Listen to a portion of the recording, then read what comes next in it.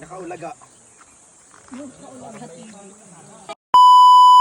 Magandang araw sa inyo mga kabalaybay. Ngayon nga ho ay nagkayakagan ho ang tropang Bining papunta ho sa ilog.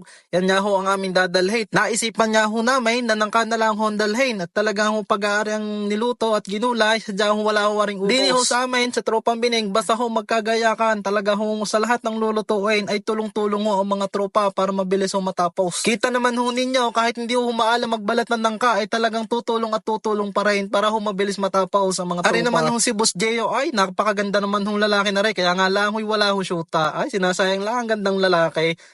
Ay tingnan nyo naman mga katropa ang nagkakayod ng niyog. Oh, napakahusay at napakalupit ho niyan. Sadyang side na side talagang kayod na kayod ang mga niyog. Ang isa ng mga rin puro papugi laang ay kung kumayod hindi naman maalam kumain pa nga ina. Nung naluto ho ay arin na ho kinalabasan ay talagang mukhang gulay na ng kaay. Kala masarap na naman idadala ng mga tropa.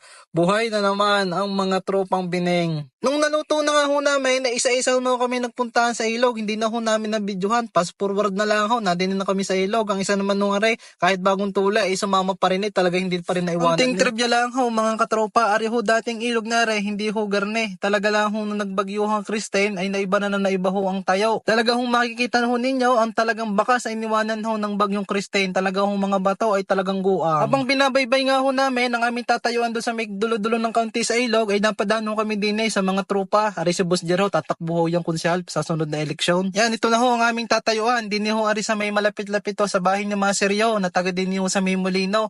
Ari ho ang aming pupistuhan ho. Kanya-kanya na ho kaming lagay ng mga aming kakainin mamaya. Di ko na nga ho nabidyohan ang aming pagkain ho at talaga lang ho mga pasal ng mga tropa.